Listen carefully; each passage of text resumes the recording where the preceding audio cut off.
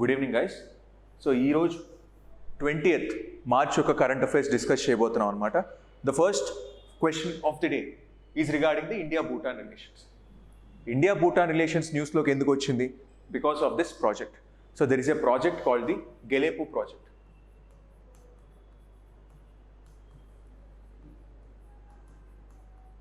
So Gelepu project, this is also called the mindfulness city. దీన్నే mindfulness city అంటారు అనమాట. So ఎందుకు ఈ ప్రాజెక్ట్ తీసుకొచ్చారు? India is trying to build this project. So ఇది ఒక స్పెషల్ ఎకనామిక్ జోన్ లాగా అనమాట. స్పెషల్ ఎకనామిక్ జోన్, ఇక్కడికి ఇన్వెస్ట్మెంట్ అట్రాక్ట్ చేస్తారు. So obviously India Bhutan relations చూస్తే India Bhutan. So India Bhutan రిలేషన్స్కి వచ్చేసిందే. So we have the diplomatic relations ఫార్మల్గా 1968 నుంచి స్టార్ట్ చేసాం. డిప్లొమాటిక్ రిలేషన్స్ అంటే మన బేసెస్ అక్కడ పెట్టడం, మన అంబాసిడర్స్ అక్కడికి వెళ్ళడం, ఇవన్నీ ఉండేవి. బట్ యాక్చువల్లీ 1949లోనే we have the treaty of friendship. మనకు ట్రీటీ ఆఫ్ ఫ్రెండ్షిప్ అనేది ఉందన్నమాట. ఇది ఇప్పటి వరకు కంటిన్యూ అవుతూనే ఉంది ట్రీటీ ఆఫ్ ఫ్రెండ్షిప్. 2007లో దీనికి కొన్ని అమెండ్మెంట్స్ తీసుకొచ్చారు. కొన్ని అమెండ్మెంట్స్ దీన్ని 2007లో తీసుకొచ్చారనమాట. సో దెన్ దీంతో పాటు trade, transit and commerce agreement 1972లో మనకు ఉందన్నమాట. ఈ అగ్రిమెంట్ ప్రకారం India Bhutan free trade agreement అనేది ఉందన్నమాట. అంటే మన గూడ్స్ ఫ్రీ ట్రేడ్, మనకి ఇంపోర్ట్ డ్యూటీస్ కట్టాల్సిన పని లేదు, ఎక్స్పోర్ట్ డ్యూటీస్ కట్టాల్సిన పని లేదు. మన గూడ్స్ భూటాన్కి వెళ్తే భూటాన్ గూడ్స్ ఇండియాకి వస్తాయి అనమాట. దాన్ని ఫ్రీ ట్రేడ్ అగ్రిమెంట్ అంటాం. ఆ ఫ్రీ ట్రేడ్ అగ్రిమెంట్ ఉంది. దాంతోపాటు మనం ఒక బఫర్ స్టేట్గా యాక్ట్ అవుతాం అనమాట. భూటాన్ నుంచి ఏ గూడ్స్ అయినా మన ఇండియాకి వచ్చి అవి భూటాన్ గూడ్స్ లాగే వేరే కంట్రీకి తీసుకెళ్తాం అనమాట. మనం ఒక బఫర్ స్టేట్గా యాక్ట్ అవుతాం. థర్డ్ పార్టీ నేషన్స్కి తీసుకెళ్తారు అనమాట India. So that is the thing about Bhutan.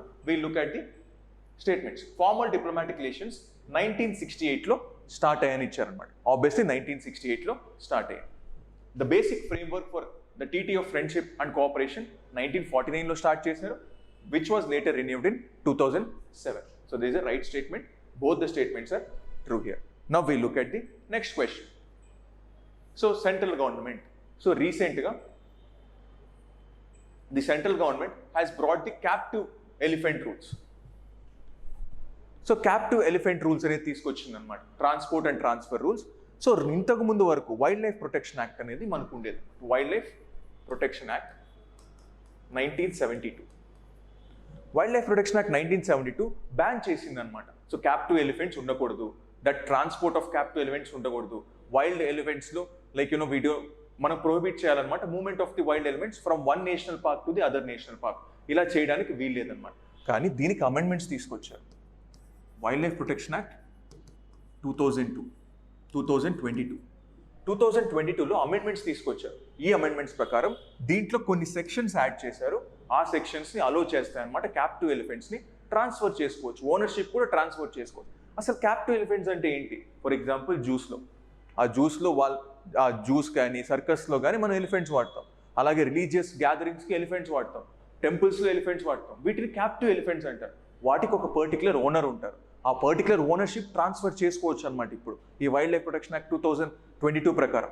So మనం ట్రాన్స్ఫర్ చేసుకోవాలి అంటే కొన్ని కండిషన్స్ సాటిస్ఫై అవ్వాల్సి వస్తుంది ఈ రూల్స్ ప్రకారం. ఏ కండిషన్స్ సాటిస్ఫై అవ్వాలి? ఒకటి, నేను ఈ ఎలిఫెంట్ని భరించలేకపోతే, ఖర్చు భరించలేకపోతే, సో నేను ఇంకొకరికి షిఫ్ట్ చేసేయచ్చు. దాంతోపాటు దీనికి హెల్త్ ఇష్యూస్ ఏమన్నా ఉన్నా అలాగే నేషనల్ పార్క్స్లో వీటిల్లో చీఫ్ వైల్డ్ లైఫ్ వార్డెన్ యొక్క పర్మిషన్ తీసుకొని చేయొచ్చు అనమాట. ఈ రూల్స్ ఎవరు తీసుకొచ్చారు? Ministry of environment, forest and climate change తీసుకొచ్చిన రూల్స్ అనమాట క్యాప్టివ్ ఎలిఫెంట్స్కి సంబంధించి. Now we look at the question. So recently government has announced captive elephant transfer and transport rules 2024, detailing regulations for the movement of captive elephants between the states. Then the Wildlife Protection Act 2002 inserted a provision in the Principal Act which provided for the transfer of the captive elephants. So this is also a right statement. So ఇంత ముందు వరకు లేదు, ఇప్పుడు తీసుకొచ్చారు. Obviously both the statements are correct. It is a correct explanation. Now we look at the third question. So all plastics are made up of chemicals. ఇది న్యూస్లోకి ఎందుకు వచ్చిందంటే రీసెంట్గా ఒక సర్వే చేస్తే more than 16,000 కెమికల్స్ అనేది ప్లాస్టిక్ తయారీలో వస్తున్నాయంట. Plastic తయారీలో 16,000 chemicals ఉన్నాయి. రీసెంట్గా కొత్తగా ఒక 3,000 కెమికల్స్ కనుక్కున్నారు. మనం తినే ఫుడ్ ప్యాకెట్స్లో, మనం తినే ఫుడ్ బెవరేజెస్లో, ఫుడ్ ప్యాకేజింగ్లో 3,000+ కెమికల్స్ ఉన్నాయంట. సో దట్స్ వై రీసెర్చ్ వచ్చింది కాబట్టి ప్లాస్టిక్స్ గురించి వచ్చింది. All plastics of made up of chemicals. So మేజర్గా ప్లాస్టిక్ని మోనోమర్స్ అంటాం. మోనోమర్స్ అంటే ఎథిలీన్, స్టైరిన్, వీటన్నిటిని మోనోమర్స్ అంటాం. దీన్ని పాలిమర్స్గా కన్వర్ట్ చేయాలి, అంటే పాలిఎథిలీన్, పాలిస్టైరిన్, అంటే ఒక పాలిమరైజ్ చైన్ రియాక్షన్ తీసుకొస్తా ఉన్నాడు ప్లాస్టిక్ ఫార్మేషన్ కోసం. అందుకే ఖచ్చితంగా ఈ కెమికల్స్ ఉంటాయన్నమాట ప్లాస్టిక్స్లో. So that's why the first statement is true. More than 16,000 chemicals are potentially used at present plastics. So this is also correct. So 16,000 chemicals lo there are 3/4 of the chemicals, ante approximately 11,000 organic chemicals antam anamata. Organic chemicals untayi, migilinetvanni unorganic chemicals untayi anamata. So this is also a right statement. 3/4 ochindi organic chemicals untayi. So all the statements are right here. All are correct here. Now we look at the next question. So international partnership for hydrogen and fuel cells in the economy gurinchi question వచ్చింది. So this is international partnership for hydrogen and fuel cells in the economy. దీని యొక్క 41st session న్యూఢిల్లీలో జరుగుతుంది అనమాట. March 18 నుంచి 22 వరకు జరుగుతుంది. అందుకని న్యూస్లోకి వచ్చింది. అసలు ఈ పార్ట్నర్షిప్ ఏంటి? So what do you mean by this partnership? So పేరులోనే ఉంది, హైడ్రోజన్ ఫ్యూయల్ సెల్ని డెవలప్ చేయడం, హైడ్రోజన్ ఎనర్జీని ప్రమోట్ చేయడం. సో ఇది 2003లో తీసుకొచ్చిన partnership. So it has been brought. అప్పట్లో 23 మెంబర్స్ ఉండేవారు. సో ఇప్పుడు కూడా 23 మెంబర్సే ఉంటారు. India is also part of this initiative. So India కూడా మెంబర్ అనమాట. అసలు దీన్ని స్టార్ట్ చేసింది ఎవరు? It has been started by US department of energy and transportation. So వీళ్ళు స్టార్ట్ చేశారనమాట. So this is an intergovernmental organisation.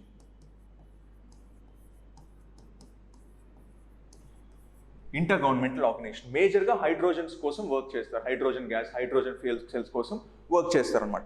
Now we look at the options. International partnership for hydrogen and fuel cells in the economy is an international governmental partnership. So that is a right statement. It was formed in 2003 and currently consists of 23 member countries and the European Commission. So this is also a right statement. So India is a member of IPHE. So this is also a correct statement. All the statements are correct here. All are correct. Now we look at the fifth question. So 2023 World Air Quality Report. So 2023 World Air Quality Report అనేది వచ్చింది అన్నమాట. So ఈ air quality report Swiss organisation called IQ-AIR, ఈ organisation ఈ report అనేది తీసుకొచ్చింది. మనకు మేజర్గా టాప్ 10 పొల్యూటెడ్ కంట్రీస్ ఎక్కడ ఉన్నాయి, ఏ కంట్రీలో ఉన్నాయి, సో అనే దానిపైన డేటా అనేది ప్రొవైడ్ చేసింది అన్నమాట 2023కి సంబంధించి. సో దాని రిపోర్ట్ చూస్తే you see Bangladesh is a top most country with most polluted cities. Then second is Pakistan, third is India. India is the third most populated country in the world. And మేజర్గా South Asian కంట్రీసే ఎక్కువ ఉన్నాయి. ఈ Bangladesh is South Asian, Pakistan South Asian country, India South Asian, even Tajikistan is Asian country. So అంటే మేజర్గా South Asian countries నుంచి pollution ఎక్కువ వస్తుంది. So that's what this report have claimed. Now will look at the statements. This report is given by the world health organization and UNEP. So అడిగింది ఏంటి? Not correct. So Swiss air ఇస్తుంది, దీనికి సంబంధం లేదు. So that's why ఈ statement అనేది correct అనమాట ఇక్కడ. So the central and south Asian regions is home to top 10 most polluted cities. So central ఏషియాలో తజికిస్తాన్ ఉంది, సౌత్ ఏషియాలో పాకిస్తాన్, ఇండియా ఉంది. So obviously this is correct. So ఇండియాలో there is a city, Begusarai city in Bihar is the most polluted city in India. Second ప్లేస్లో obviously Delhi ఉంది. Delhi is the second place. India rank third most polluted country in the world in 2023. So this is also correct. ఇది incorrect అడిగాడు కాబట్టి this option is the right option here. Now we look at the sixth question. So then SARFAESI act. SARFAESI act గురించి question ఇచ్చారనమాట. So SARFAESI యాక్ట్లో main theme ఏంటంటే, for example నేను ఒక loan తీసుకోవాలి అనుకున్నప్పుడు నేను మార్టిగేజ్ పెడతాను అనమాట. సమ్ కొల్లేటరల్ మార్టిగేజ్ పెడతాను బ్యాంక్స్కో, ఏదో ఒక ఫైనాన్షియల్ ఇన్స్టిట్యూషన్స్లో. ఆ మార్టిగేజెస్ని ఒకవేళ నేను లోన్ డిఫాల్ట్ చేస్తే ఆ మార్టిగేజెస్ని వీళ్ళు బిడ్డింగ్ చేస్తారనమాట. ఆ బిడ్డింగ్ పవర్ దీని నుంచే వస్తాయి, సర్ఫేసీ యాక్ట్ నుంచే వస్తాయి అనమాట. అంటే collateral or security.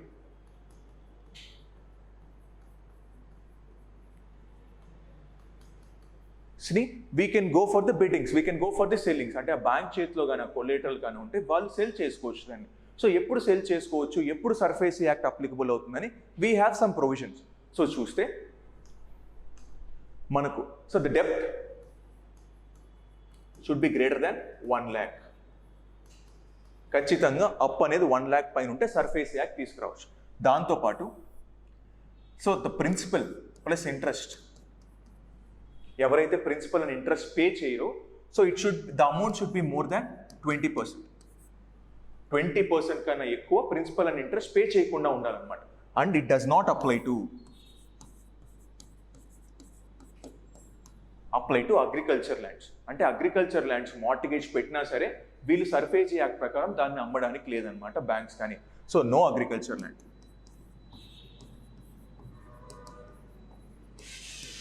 So no agriculture. So ఈ ప్రొవిజన్స్ అనేది దీంట్లో ఉన్నాయన్నమాట. Now we look at the statements. So it is not applicable in cases of how many of the above debt categories. అంటే SARFAESI act ఎప్పుడు applicable కాదు. So debts below 1 lakh. So అంటే ఖచ్చితంగా above 1 lakh ఉండాలి. Debts where the borrower has repaid more than 80%. మనం ఏమన్నా repay చేయకపోతే so obviously this also correct. అంటే 80% పే చేశాడు, ఇంకా మిగిలింది జస్ట్ 20% కన్నా తక్కువ. So obviously then debts given by the mortgaging agriculture land. So ఇవి కూడా అప్లికబుల్ కాదు. So these are all the 3 statements are true here. So now we look at the next question. Marine heat waves. Marine heat waves న్యూస్లోకి ఎందుకు వచ్చింది? Because we have WMOs, world meteorological organization state of climate report ప్రతి year report అనేది ఇస్తుంది అనమాట. Year రిపోర్ట్లో it has claim that already మనకు pre industrial లెవెల్స్తో పోలిస్తే 1.45 డిగ్రీ సెల్సియస్ పెరిగింది టెంపరేచర్ అని చెప్పింది అనమాట. అందుకనే ఇలా పెరగడం వల్లే మనకు మెరైన్ హీట్ వేవ్స్ వస్తాయి. Marine heat waves. So marine heat waves అంటే ఏంటి? సడన్గా హీట్ వేవ్స్ అనేది పెరుగుతాయి అనమాట. సడన్గా హీట్ వేవ్స్ అనేది పెరుగుతాయి. So those are marine heat waves. So కానీ మెరైన్ హీట్ వేవ్స్ ఇంక్రీజ్ అయ్యాయి because of this increase in temperatures. But marine cold waves,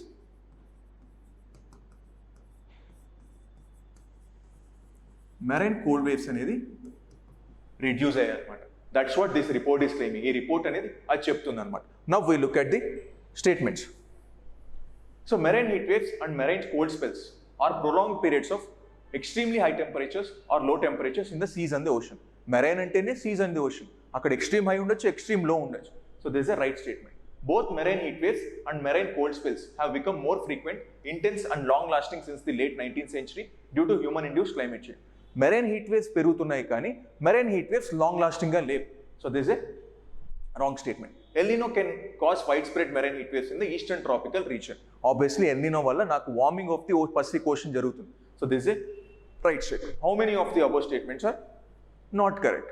So only one statement is not correct here. Now we look at the next question.